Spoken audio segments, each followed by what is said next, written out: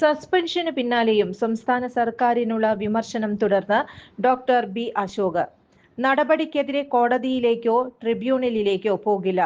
സർക്കാർ ഏറ്റുമുട്ടി പരാജയപ്പെട്ടപ്പോഴുള്ള പ്രതികാരമാണ് സസ്പെൻഷൻ നടപടിയെന്ന് ബി അശോക് മാധ്യമങ്ങളോട് പറഞ്ഞു. സസ്പെൻഷൻ ഉത്തരവ് മേശപ്പുറത്തിരിക്കട്ടെ, തള്ളിക്കളയുന്നുവെന്നും അദ്ദേഹം പറഞ്ഞു. പുതിയ സർക്കാർ വരുമ്പോൾ ശരിയായിക്കോളുമെന്ന് അദ്ദേഹം കൂട്ടിച്ചേർത്തു. പോകുന്ന പോക്കിന് ശത്രുവിന് നേരെ വെടിയുതിർത്തതാണ് സസ്പെൻഷൻ നടപടി. സർക്കാരിന് സ്തുതി പാടാൻ നിൽക്കാനാവില്ല. IAS അസോസിയേഷൻ നൽകിയ 5 കേസിലും സർക്കാർ പരാജയപ്പെട്ടുവെന്ന് ബി അശോക് പറഞ്ഞു. തുടർ ഭരണത്തിലേക്ക് എത്തിയില്ല. കാലാവധി തീരാൻ 4 ദിവസം മുമ്പ് ഇവിടെ ആരും മിണ്ടാൻ പാടില്ലെന്ന് പറഞ്ഞ് ഉത്തരവ് പുറത്തിറക്കിയിരിക്കുകയാണെന്ന് അശോക് പരിഹസിച്ചു.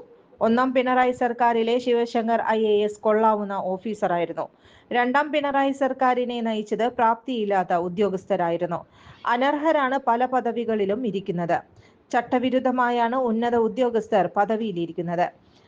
KM അബ്രഹാം ബാഹ്യ അധികാര കേന്ദ്രമായി വളർന്നു. ചീഫ് സെക്രട്ടറിയെ പോലും KM അബ്രഹാമാണ് തീരുമാനിക്കുന്നതെന്ന് ബി അശോക് വിമർശിച്ചു.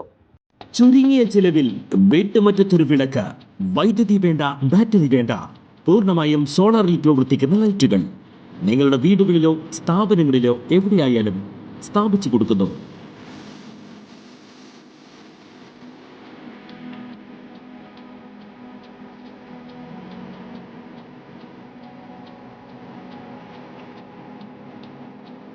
ഹാർഡോൾ സോളാർ ലൈറ്റ്സ്.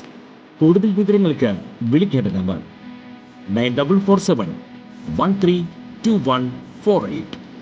കൂടുതൽ വാർത്തകൾക്ക് ഞങ്ങളുടെ ചാനൽ സബ്സ്ക്രൈബ് ചെയ്യുക. ഫേസ്ബുക്ക് ഫോളോ അപ്പ് ചെയ്യുക. വാർത്തകൾ വേഗത്തിലറിയാൻ Anytime News.